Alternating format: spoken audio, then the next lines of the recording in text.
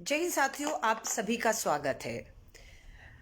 देश के गृह मंत्री आज जम्मू और कश्मीर पे बोल रहे थे। उम्मीद है देशभक्तों ने जरूर सुना होगा और खास तौर से जम्मू कश्मीर लद्दाख के लोगों ने जरूर सुना होगा, क्योंकि पूरा का पूरा भाषण देश के गृह मंत्री का जम्मू कश्मीर और लद्दाख को लेकर था। और जब सबसे ज्यादा चर्चा कश्मीर पर हुई, देश के गृह मंत्री जब बोलते हैं, सदन में बोल रहे थे, तो लगा झूठ तो हो ही नहीं सकता है।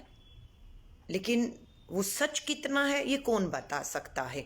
ये जम्मू कश्मीर और लद्दाख के लोग बता सकते हैं। खासतौर से मैं कश्मीर पर आती हूं, मुझे नहीं मालूम कश्मीर के लोगों को कहूंगी। दिल्ली में बैठकर कश्मीर की बात करना बहुत आसान है। 2010 में कश्मीर आई थी, 10 साल से ऊपर हो गए हैं। कश्मीर के बारे में जितना भी जानती हूँ, अखबार, TV, social media, Jammu Kashmir के लोगों को फॉलो करती हूँ, जमीनी हकीकत क्या है बस उसका पता चलता है।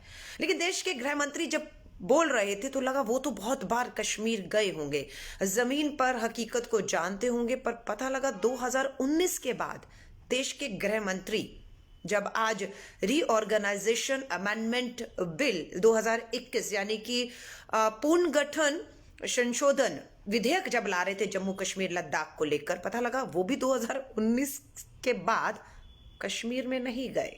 आज ये जो जम्मू कश्मीर पुनर्गठन के ऊपर चर्चा कर रहे थे, उससे पहले कम से कम एक बार तो होकर आते, नहीं गए वो वहां पर। और आज एक पुनर्गठन जम्मू कश्मीर अमेंडमेंट बिल उन्होंने रखा, चर्चा हुई, 18 लोग इस पे बोले। 2 बार, 1 घंटे से ऊपर 2 बार गृह मंत्री का भाषण मैंने सुना है। अब मैं सीधे बात करती हूँ कश्मीर के लोगों से और देशभक्त जो देश भर में बैठे हैं। अमित शाह जी से जब सवाल किए जाने लगे तो उन्होंने कहा कश्मीर पे राजनीति मत करिए, कश्मीर पे राजनीति मतलब सवाल मत करिए। क्यों सवाल ना किए जाए? क्योंकि आप घिर जाते हैं। इसलिए जम्मू कश्मीर सेंसिटिव है, आतंक का शिकार है, इसलिए सवाल नहीं करें। क्योंकि सवाल करेंगे तो बहुत चीजों का जवाब देना मुश्किल हो जाएगा। 80 और 90 का दशक याद है, पाकिस्तान पंजाब की सीमा, वाघा बॉर्डर मिला हुआ है, आतंक की मार झेल रहा था। लोकतंत्र नहीं था, चुनाव नहीं होते थे तब, ऐसा नहीं था, चुनाव बंद कराया गया था, चुनाव होते नहीं थे, आतंक की चपेट में पूरा पंजाब था। इंदिरा जी ने कुर्बानी दी, लोकतंत्र बहाल हुआ और आज पंजाब क्या है सबके सामने है। तब तो हम नहीं कहते थे पंजाब की बात मत कीजिए।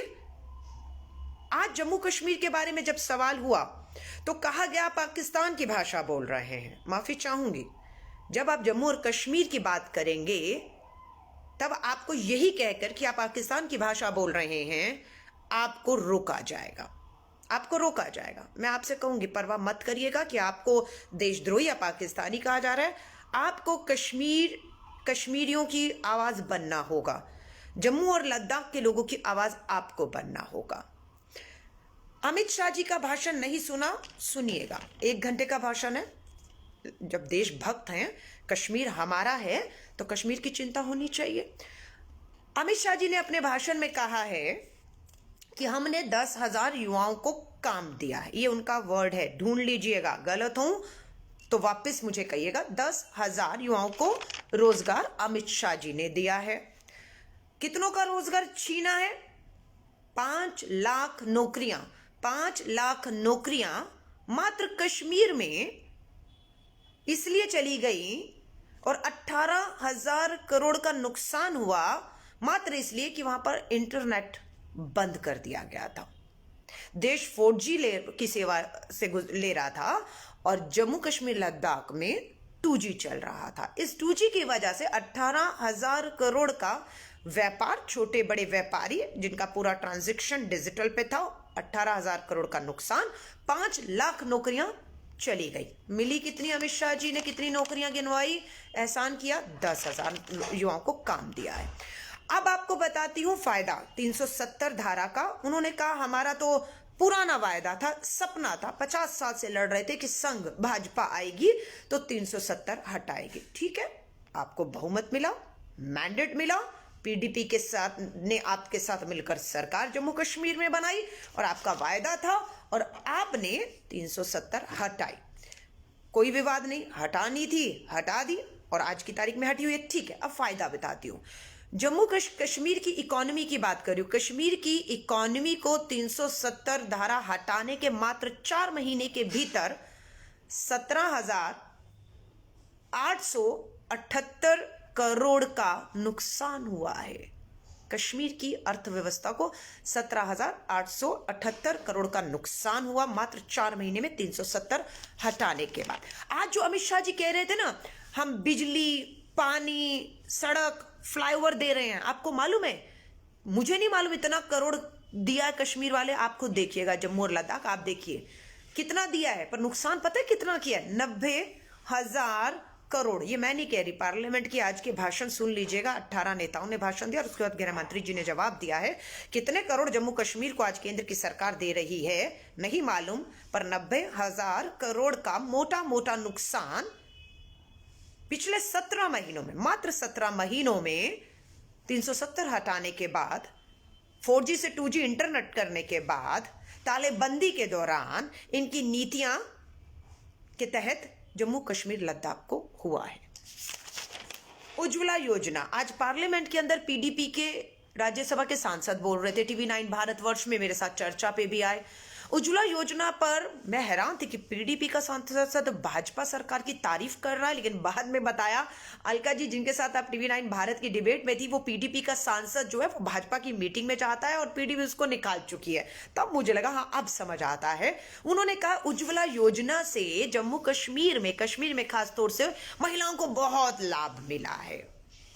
आपको लाभ बताऊं, 24 करोड़ देश में महिलाओं को उज्ज्वला योजना के तहत सिलेंडर दिए गए थे। 24 करोड़, विज्ञापन पे करोड़ों खर्च किए, एयरपोर्ट जाएं, पेट्रोल पंप जाएं, 24 करोड़ लोगों को देश के प्रधानमंत्री नरेंद्र मोदी जी ने उज्ज्वला योजना में सिलेंडर दिए। हकीकत जानना चाहते हैं, खोजिए, पता लगेगा। नहीं कोई बताएगा तो मैं बताती हूँ। 24 करोड़ गरीबों को जो उज्ज्वला योजना में सिलेंडर दिया था, उसमें से 10 करोड़ महिलाओं ने या 10 करोड़ घरों ने अपने सिलेंडर को दोबारा रिफिल नहीं करवाया, वो वापस चूल्हे पर आ गए। कारण क्या है? कारण 2 है। सब्सिडी खत्म कर दी गई और अब गरीब को जो सिलेंडर है वो पड़ रहा है 715 रुपए का, जो उसकी इतनी महंगाई में, बेरोजगारी में उसकी हैसियत नहीं है वो भरा पाई, इसलिए उसने सिलेंडर को कोने पर रख दिया और 10 करोड़ सिलेंडर की रिफिलिंग नहीं हुई, मात्र सब्सिडी खत्म करने से, और सिलेंडर के दाम आसमान छू रहे हैं इसलिए। लेकिन पीडीपी की सांसद को जब मैंने वहां पर घेरा तो शायद उनको ने भाषण जब दे रहे थे ना, उन्होंने अभी के आंकड़े नहीं पढ़े थे, वो भाषण देकर और तारीफ कर गए। बाद में पता लग गया ठीक है वो भाजपा के हैं, लेकिन उन्होंने इस बात को TV9 भारत में माना। मैं वीडियो भेजूंगी। उन्होंने कहा अलका जी एक बात तो सही कर रहे हैं कि लोकतंत्र बर्बाद कर दिया। ये पीडीपी के जो भाजपा में है, उन्होंने ये तो माना कि लोकतंत्र बर्बाद कर दिया। कैसे लोकतंत्र बर्बाद किया? सुनिएगा। याद है आपको जो हमारे डिप्लोमेट्स बैठे हुए हैं ना यहाँ पर, विदेशों के जो हमारे दूतावास में डिप्लोमेट्स बैठे हुए हैं, यूरोपियन यूनियन के राजदूत, तालेबंदी में ना घर बैठ बैठ के वो थक गए थे, उनको टूरिज्म में जाना था, घूमने जाना था, तो सरकार ने यूरोपियन यूनियन के हमारे जितने भी राजदूत हैं उनको सरकारी खर्चे पर हवाई जहाज में बिठाया, अच्छे होटल में ठहराया और उन्हें घुमा फिरा कर वापस ले आए। ये तो हमारा आंतरिक मामला है ना जम्मू एंड कश्मीर का। किसी को अधिकार नहीं देते हमारे जम्मू कश्मीर में झांके, घूमने जाइए, घूम कर आ जाइए, लेकिन आपको सरकार फंड कर रही है, आपका स्पेशल व्यवस्था करती है, आपको वहां भेजती है और आपको जो दिखाना चाहती है वो दिखाती है। आप समझ रहे हैं? अब लोकतंत्र की हत्या कहाँ हो रही है ये मैं बताती हूँ। जब पार्लियामेंट के अंदर जो डिफेंस पार्लियामेंट्री कमेटी है, संसद के अंदर हमारी लोकतंत्र प्रणाली में बहुत सी कमेटियां हैं और हमारे चुने हुए जनप्रतिनिधि सांसद उसके सदस्य होते हैं। डिफेंस पार्लियामेंट्री कमेटी के सदस्य राहुल गांधी जी भी हैं। डिफेंस पार्लियामेंट्री कमेटी ने कहा, जैसे आपने यूरोपियन यूनियन के सांसदों को भेजा, हम चाहते हैं सर्वदलीय या फिर डिफेंस कमेटी के सदस्यों को आप कश्मीर में भेजें। आप कश्मीर में भेजें, हम जमीन पे जाकर कश्मीरियों के बीच में जाकर उनसे सच्चाई जानना चाहते हैं कि जो आपके दावे हैं जो आपने पार्लियामेंट में खड़े होकर भाषण दिया, जहां गृह मंत्री अभी तक खुद भी नहीं इतने 2 साल से गए हैं, वहां खड़े होकर भाषण दे दिया, कोरिया भाषण दे दिए, उस भाषणों को फैलाया जा रहा है। कश्मीरियों को कहूंगी, सुनिए उस भाषण को, अगर उसमें गलती है तो बताइएगा हमें। हमारे सांसद जाना चाहते हैं, डिफेंस पार्लियामेंट्री कमेटी के सदस्य, और गृह मंत्रालय उन्हें कहता है हम आपको नहीं भेजेंगे, हम आपको नहीं भेजेंगे, आप अपने आप जाना चाहें चले जाएं। आपको याद है, आपको मालूम है, मैं तो अपने आप तो मैं भी जा सकती हूं, पर क्या मुझे गवर्नर मिलेंगे? क्या मुझे सरकारी अधिकारी मिलेंगे? क्या मुझे प्रशासन सच्चाई बताएगा? आपको लगता है बताएगा? नहीं। क्या अगर कोई सांसद अपनी टिकट कटा के, घूमने तो हम जा सकते हैं कश्मीर देखने के लिए, बहुत खूबसूरत है, जन्नत है हमारा कश्मीर, हम देखने के लिए जा सकते हैं, पर क्या कोई सांसद ऐसे उठ के जब चला जाएगा तो वो गवर्नर, पुलिस, प्रशासन, सेना से, लोगों से बात करके हकीकत जानना चाहेगा, तो क्या उन्हें छूट होगी कि वो इनसे बात करके सारी जानकारी दें? नहीं देगा कोई भी। इसीलिए जब यूरोपियन यूनियन को आधिकारिक रूप पर भेजकर सारी जानकारी दी गई, हमारा आंतरिक मामला था, तो देश की लोकतंत्र में चुने हुए सांसदों को सरकारी तौर तरीके पर भेजा क्यों नहीं जा रहा, ताकि वो राज्यपाल से, सेना से, पुलिस से, प्रशासन से और लोगों से सीधा संवाद करके एक रिपोर्ट बना के पार्लियामेंट के डिफेंस कमेटी के सामने और चर्चा में ला सके, क्योंकि वो आधिकारिक हो जाएगा सब कुछ, और आधिकारिक तो कुछ करना ही नहीं चाहती, वो कहती है अनऑफिशियल आप घूमकर आ जाइए।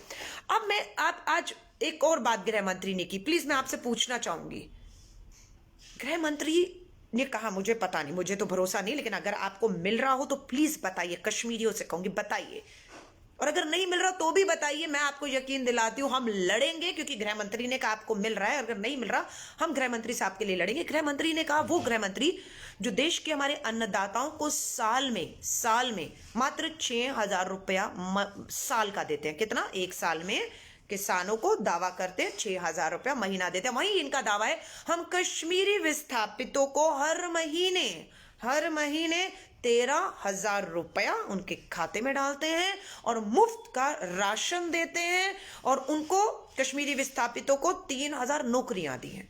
अगर आप कश्मीरी विस्थापित हैं, अगर आपके बैंक में हर महीने बैठे बिठाए 13,000 रुपया आ रहा है, अगर आपको पूरा मुफ्त राशन मिलता है, आपको कुछ करने की जरूरत नहीं, घर बैठिए राशन सरकार भर रही है, और आपके बच्चे 3,000 को नौकरी मिली है, तो बोलिए इस मंच पर। और अगर नहीं मिल रहा तो बताइए मैं कश्मीरी विस्थापित हूं, ये दावा झूठा है कि मेरे खाते में 13,000 रुपया आ रहा है, मुझे मुफ्त राशन मिल रहा है, मेरे घर के किसी बच्चे को नौकरी मिली है। आपके लिए हम लड़ेंगे, क्योंकि दिल्ली में बैठकर झूठ बोलना बहुत आसान है, लेकिन सच्चाई सिर्फ कश्मीरी जानता है, और उस कश्मीरी की आवाज मुझे लगता है मेरे लिए भी सच और झूठ क्या है ये आप पे छोड़ रही हूँ। गृह मंत्री का भाषण सुना, जो 2 साल पहले गए थे कश्मीर, मैं को 10 साल हो गए हैं, लेकिन बहुत से कश्मीरियों से जो बात हुई मेरी फोन पर भाषण के बाद कि 370 हटाने के बाद लाभ क्या हुआ है, तो लाभ उन्होंने मुझे कुछ अखबार की कटिंग भेजी है। उस कटिंग के मुताबिक ये है कि 370 हटाने के बाद डेक्कन हेराल्ड न्यूज़पेपर है, डेक्कन हेराल्ड, 16.2% बेरोजगारी दर बढ़ गई है। पूरे देश में बेरोजगारी के नंबर पर जम्मू और कश्मीर दूसरे नंबर पर खड़ा है। 16.2% बेरोजगारी इनके दौरान। कितना साल हो गया भाजपा को सत्ता में आए? 7 साल। जम्मू कश्मीर में किसके साथ सरकार थी? अंतिम सरकार पीडीपी के साथ बीजेपी की। अब किसका राज है? राष्ट्रपति शासन है, राज्यपाल इनका लगाया हुआ है। जम्मू और कश्मीर को, लद्दाख को तो अलग कर दिया। लद्दाख अब बिल्कुल जम्मू कश्मीर से अलग थलग करके पड़ा है, और जिसका फायदा चीन उठा रहा है। लगातार हमें लद्दाख में चुनौतियां मिल रही हैं जब से हमने जम्मू और कश्मीर को, लद्दाख को जम्मू कश्मीर से अलग किया। कश्मीर में तो पाकिस्तान हमें आंखें दिखाई रहा था, अब लद्दाख जब से अलग थलग हुआ है, चीन की भी हिम्मतें बढ़ चुकी हैं। ये आंकड़े जो है मैं आपको पीटीआई का बता रही थी। पीटीआई की खबर है कि कश्मीर की इकोनॉमी को 370 धारा हटने के बाद 17,878 करोड़ का मात्र 4 महीने में, पहले 4 महीने में नुकसान हुआ है। ये खबर जो है दूसरे चैनल्स की है कि यहां पर 18,000 करोड़ का नुकसान और 5 लाख नौकरियां मात्र इंटरनेट बंद करने से गई हैं। भाषण 1 घंटे का था, मैं लाइव करूंगी और उस पर चर्चा करूंगी तो 2 घंटे लग जाएंगे, पर मैं आपके ऊपर छोड़ रही हूं। वीडियो को सिर्फ इसलिए शेयर करिएगा कि जो हमारे जम्मू कश्मीर और लद्दाख, खासतौर से कश्मीर के लोग हैं, उन तक ये आवाज पहुंच सके कि आप अकेले नहीं हैं, आप अलग थलग नहीं हैं। देश की पार्लियामेंट में खड़ा होकर देश का गृह मंत्री ही अगर झूठ बोल जाएगा तो हम बैठे हैं। पार्लियामेंट पूरी तरह बंद नहीं हुई, अभी छुट्टी पर गए हैं। 8 मार्च के करीब वापस जो है पार्लियामेंट खुलेगा और इन चीजों के सवालों के जवाब हम उनसे लेंगे। एक बच्चा है अथर मुश्ताक, नाबालिग बच्चा अथर मुश्ताक, अभी खबर पड़ रही थी, उसके पिता पर एंटी टेरर लॉ के तहत मुकदमा दर्ज कर दिया है। स्टोरी पूरी पढ़ी तो समझ आया अथर मुश्ताक मारा गया है। मैं उसमें नहीं जा रही कैसे मारा गया, वो बच्चा मारा गया। उसके पिता ने उसका कारण जानना चाहा, उसकी पिता का हक था उसके मृत बेटे के शव के ऊपर उसका अंतिम संस्कार कर पाए, लेकिन सिर्फ इसी सवालों के कि कैसे मेरे बेटे की हत्या हुई, मारा गया, उसका शव दिखा दीजिए, उसका अंतिम संस्कार मुझे करने दीजिए, सिर्फ ये मांग की, इसलिए उस पिता पर एंटी टेरर लॉ में केस दर्ज कर दिया गया है। कितने लोग जेलों में हैं नहीं मालूम है। कब राष्ट्रपति शासन हटाएंगे नहीं मालूम।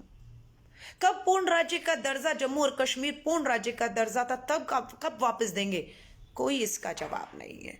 हम अमित शाह जी से सिर्फ ये कहते हैं, देश के गृह मंत्री से, अगर आपके दावों पर पूरा यकीन करें, पूरा जम्मू कश्मीर खुशहाल है, विकास की लहर है, वहां पर लोग खुश और संतुष्ट हैं, लोकतंत्र के तहत आपने बताया 51 से 74% वोटिंग हो गया है, सब ठीक है ना, सब ठीक है ना। तो 5 राज्यों के चुनावों की अभी घोषणा नहीं हुई है। देश के अंदर 5 राज्यों के चुनाव है, पौंडीचेरी, असम, बंगाल, केरला, तमिलनाडु, सब कुछ ठीक है। तो जम्मू और कश्मीर के जो विधानसभा के चुनाव हैं, सब कुछ ठीक है ना, यहीं से पता लग जाएगा। कराकर दिखाइए, कराकर दिखाइए, हिम्मत है कराकर दिखा दीजिए। दूध का दूध, पानी का पानी हो जाएगा कि कितना आप अपनी ताकत के बल पर, दम के बल पर, सत्ता के अहंकार में आप लोकतंत्र की इन आवाजों को कुचलने का काम कर रहे हैं। पार्लियामेंट में एक सदस्य ने यह भी कहा कि ये 370 धारा को वापस लाने के लिए, लोकतंत्र है, वापस लाने के लिए एक याचिका है। याचिका की सुनवाई सुप्रीम कोर्ट कर रहा है और सुप्रीम कोर्ट में 5 जजों की बेंच के पास फैसला है। किसी ने ये कहा कि आप ये जो रीऑर्गेनाइजेशन अमेंडमेंट बिल लेकर आ रहे हैं, आप 5 जजों की बेंच, सुप्रीम कोर्ट ने याचिका को खारिज नहीं किया, सुनवाई चल रही है, आप तब तक रुक जाइए। नहीं, उन्होंने कहा अगर इन कानूनों में इसमें कोई कमी होती तो सुप्रीम कोर्ट रोक लगा सकता था। सुप्रीम कोर्ट ने रोक नहीं लगाई, इसलिए सरकार आगे बढ़ रही है। तो मैं ये पूछना चाहूंगी, रोक तो सुप्रीम कोर्ट ने 3 कृषि कानूनों पर लगा दी है, अब क्या कहेंगे अमित शाह जी? इस पे रोक नहीं लगाई सुप्रीम कोर्ट ने, या आपने कहा 370 धारा को लागू करना नहीं करना पे, इसलिए आप लागू कर रहे हैं। तो ये तो फार्मूला फिर कृषि कानून पे लागू क्यों नहीं होता? अगर सुप्रीम कोर्ट ने उसको ठीक नहीं समझा, उस पर रोक लगा दी है, तो उसे तो वापस ले लीजिए कम से कम, अगर यही आपका बहाना और आड़ है तो। ये कुछ चुनौतियां हैं जो लोकतंत्र में हमें बिना डरे कि हम कश्मीर की बात करेंगे, कश्मीरी की बात करेंगे, उसके साथ हो रहे अत्याचार, अन्याय, बेरोजगारी, डूबती अर्थव्यवस्था पे बात करेंगे, और इनके फर्जी आंकड़े। अभी तो मैं एक और मैंने ट्वीट किया है, आप मेरे ट्वीट पे वो प्रेस की कटिंग देख सकते हैं, ताकि ये जो मैं आपसे बात कर रही हूँ, ये तथ्य मुझे कहाँ से मिल रहे हैं, मैं कहाँ से ला रही हूँ। पार्लियामेंट में सुनते हैं, डिबेट्स को सुनते हैं। अभी मैं आपको ये बताती हूँ,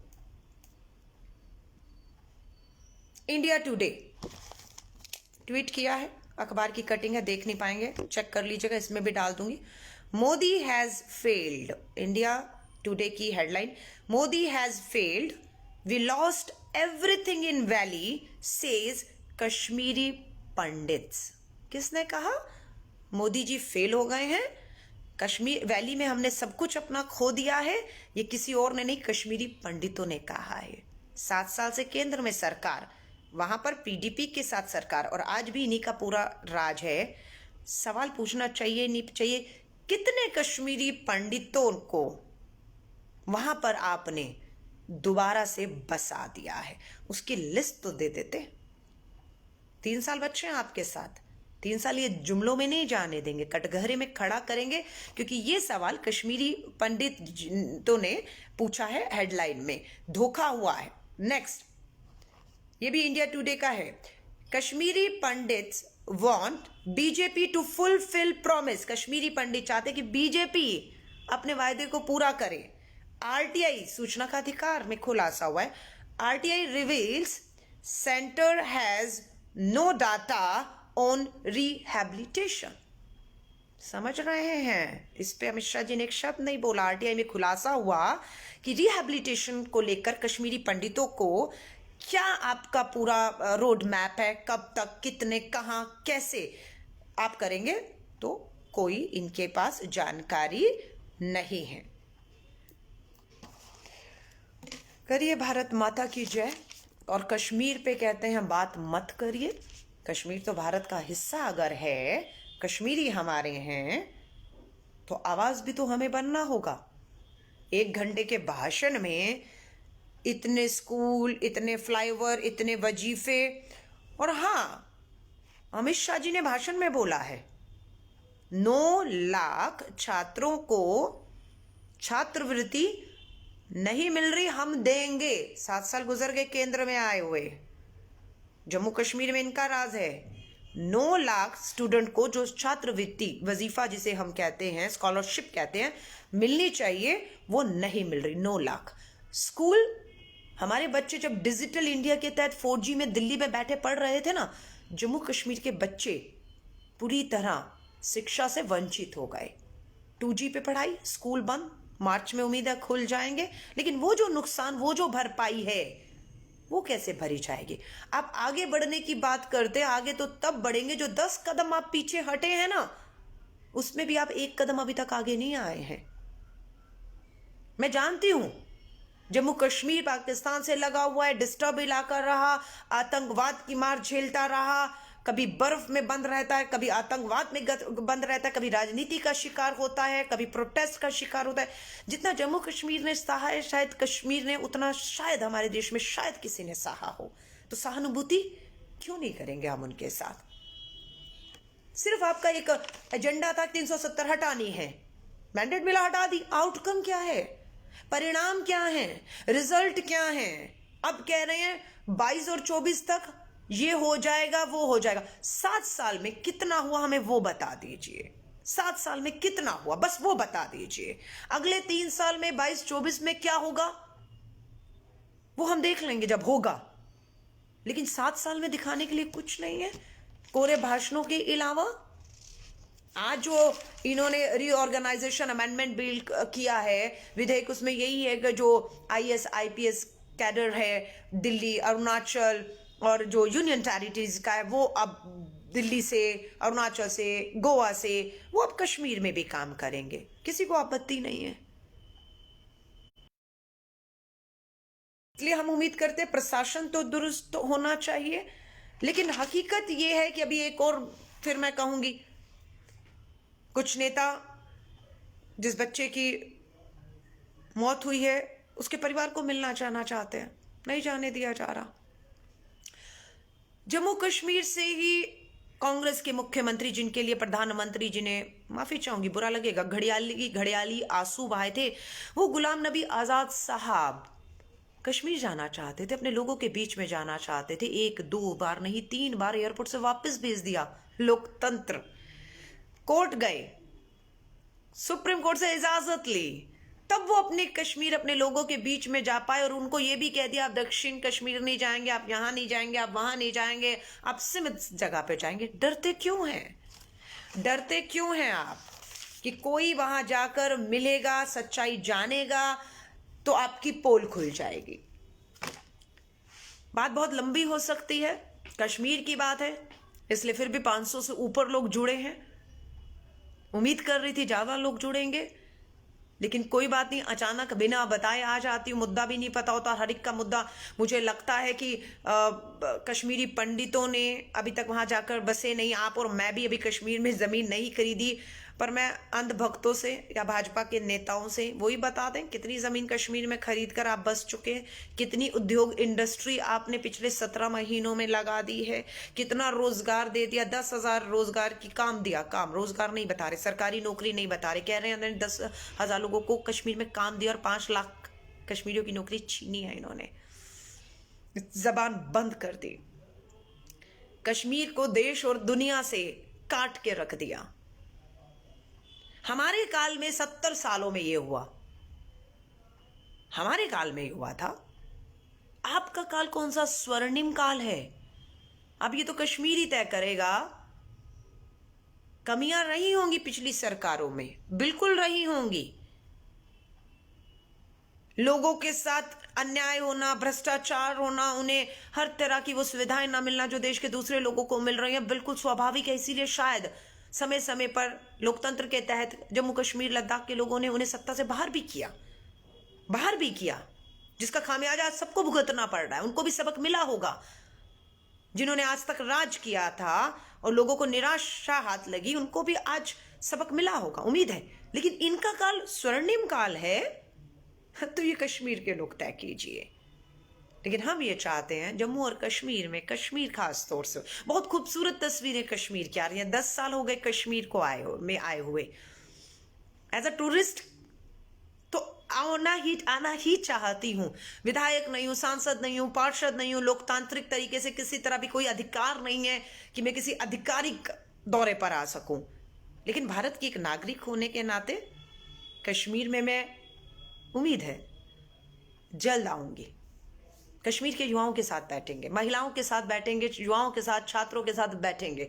कश्मीर की जमीनी हकीकत क्या है? क्या कश्मीर में विकास वापस स्थापित हो रहा है, लोकतंत्र वापस स्थापित हो रहा है, खुशहाली है, रोजगार है, विकास है, सुरक्षा है, सब कुछ है? यही देखने आ रहे हैं, क्योंकि 370 हटाने के पीछे मकसद तो यही था ना, और तो कुछ मकसद नहीं था। या एक मकसद और था, बता के अपनी बात को खत्म कर रही हूं। मकसद ये था, कश्मीर की आवाज को 370 धारा संघ आरएसएस का एजेंडा था 50 साल का, जिसे इन्होंने बहुमत की आड़ में, कश्मीर ने कभी भाजपा को वोट, सांसद, विधायक नहीं दिए, लेकिन इन्होंने बहुमत के दम पर कश्मीर के अंदर अपने संघ के एजेंडों को थोपना शुरू कर दिया। और आज बिहार का चुनाव हो, बंगाल का चुनाव हो, देश में कहीं भी असम का चुनाव हो, ये जाकर कश्मीर का नाम ले लेकर, पाकिस्तान का नाम ले लेकर, 370 धारा का हवाला देकर ये सोचते हैं हम ये दिखाएंगे कि अपना संघ आरएसएस का जो एक वोट बैंक है ना इनका, हम यहां जितना हमला करेंगे उतना अपने उस वोट बैंक को मजबूत कर पाएंगे। आप समझ रहे हैं मैं कौन से संघ के वोट बैंक की बात करूं? जितना उनको लगता है ये सिर्फ संघ को खुशी होगी, संघ के कट्टर वोटर को खुशी होगी, जितना हमला वहां होगा। क्योंकि ये इसीलिए अपने भाषणों में बार बार 370 कश्मीर का जिक्र करते हैं, ये दिखाने के लिए कि देखिए हमने, माफी चाहूंगी शब्द का इस्तेमाल करी, हमने ठोक डाला। जाइए कश्मीरी पंडितों वहां बसिए, लेकिन बसाएंगे एक को भी नहीं, और हकीकत है बसाया भी नहीं। बिहार के लोगों को कश्मीर में जमीन खरीदवा रहे थे, खुद कितनी जमीन खरीद कर बस गए पता नहीं। गृह मंत्री जी को तो गए हुए 2 साल हो गए हैं, प्रधानमंत्री जी भी तो जाते हैं तो सिर्फ एक ओकेजन पे जाते हैं, एक फोटो अपॉर्चुनिटी के तौर पर जाते हैं और लौट आते हैं। कश्मीरियों में कुछ दिन रहे तो सही, कश्मीर में समय तो बिताएं, उनका दुख दर्द। गए थे हमारे, क्या नाम है, सुरक्षा सलाहकार, नाम सबको मालूम है, कितना आर्टिफिशियल अरेंजमेंट था ना, सारी सुनसान सड़कें, दुकानें बंद, 4 लोगों को इकट्ठा किया, पूरा मीडिया लेकर जो दिखाना चाहते थे वो दिखाया उन्होंने, लेकिन जो सच्चाई हम देखना चाहते थे वो हमें नहीं दिखी। उम्मीद करती हूँ देश की पार्लियामेंट्री डिफेंस कमेटी के सदस्यों ने जो मांग रखी है कि वो सर्वदलीय एक चुने हुए जनप्रतिनिधि लोकतंत्र के तहत आधिकारिक रूप से कश्मीर जाना चाहते हैं, अगर यूरोपीय यूनियन के नेताओं को, दूसरे देश के नेताओं को हमारे आंतरिक मामलों में आप इस तरह से ले जा सकते हैं तो इन्हें भी इजाजत देंगे। नहीं तो इस देश में मुझे लगता नहीं हमें किसी से भी इजाजत लेने की जरूरत है। कोई और आए ना आए, मैं कश्मीर के अपने लोगों से यकीन दिलाती हूँ, कोई भी कीमत चुकानी पड़े चुकाएंगे, लेकिन कश्मीर आऊँगी, रहूँगी, आपसे मिलूंगी, आपसे बात करूँगी, आपकी आवाज़ बनेंगे, ताकि आपके साथ हो रहे जो अन्याय है ना, और जो पार्लियामेंट में जुमले जुमले गढ़े जाते हैं, उनको हम हकीकत का आईना दिखाने का काम करेंगे। आप सबको कहूँगी सुरक्षित रहें। बाकी ठीक है, लोकतंत्र की बहुत लंबी लड़ाई है, लड़ेंगे। और इस वीडियो को शेयर करिएगा ताकि हमारे जम्मू और कश्मीर में खास तौर से लद्दाख में भी, मैं कहूँगी लद्दाख भी चुनौतियों का सामना कर रहा है चीन से, कश्मीर लगातार पाकिस्तान, हमारे जो पड़ोसी हैं उनसे चुनौतियाँ मिल रही हैं, सब एक चुनौती से गुजर रहे हैं, पर भारत पूरी तरह से आपके साथ खड़ा है, आपकी आवाज़ बनकर खड़ा है। आपके साथ हो रहे हर अन्याय के लिए हम आपकी आवाज़ बनेंगे। आपका 2G से अब 4G आ चुका है, उसका भरपूर फ़ायदा उठाएंगे, और कोशिश करूंगी कि अब 4G का लाभ उठा के जम्मू और खासतौर से कश्मीर के लोगों के साथ जूम, स्काइप, ऑनलाइन अब हम जुड़ेंगे, और आपसे हम दिल्ली में बैठे हुए या गृह मंत्री जो दिल्ली में बैठे नहीं गए, उन्हें सच्चाई सुनाएंगे कि एक कश्मीरी क्या सोचता है, वो किस दौर से गुजरा है पिछले इन 17 महीनों में या कुछ सालों में, बद से बदतर की तरफ गए हैं या बेहतर हुआ है कुछ, ये सच्चाई आप बताइएगा। ना गृह मंत्री पर विश्वास करिए उनके भाषणों पर, ना मैंने आज जो सारे आंकड़े आपके सामने जो मुझे खुद कश्मीरियों ने दिए हैं उनको आपके साथ शेयर किया है। हकीकत अगर कोई जानता है तो कश्मीरी ज़मीन पे जो वहाँ बैठा इस समय भी वो जानता है। मेरी शुभकामनाएं आप सभी के साथ हैं। जय हिंद, जय भारत। वीडियो ज़रूर शेयर कीजिएगा।